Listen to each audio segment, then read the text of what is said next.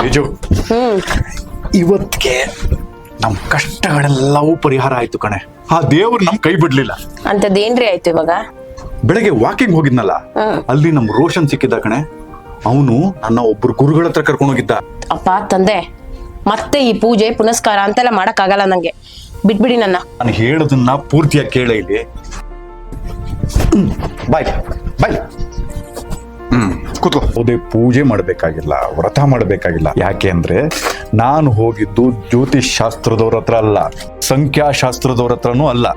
ಮತ್ತೆ ಈ ಮೊಬೈಲ್ ನಂಬರ್ಗಳ ಬಗ್ಗೆ ನಿರಂತರ ಅಧ್ಯಯನ ಮಾಡಿದಾರಂತೆ ಕಣೆ. Mobile number? ಮೊಬೈಲ್ ನಂಬರು ನಮ್ಮ ಡೆಸ್ಟಿನಿನ ಹೇಳುತ್ತಂತೆ. ಹೌದಾ?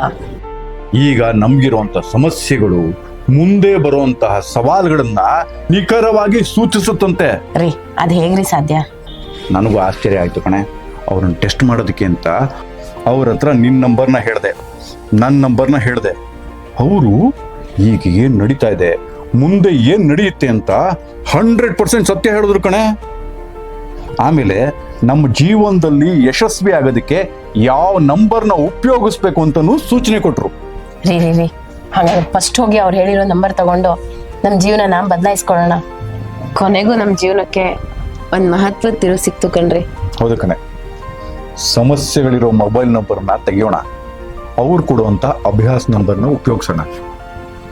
ಅಭ್ಯಾಸ್ ನಂಬರ್ ನಮ್ಮ ಜೀವನದ ಆಶಾ ಕಿರಣ.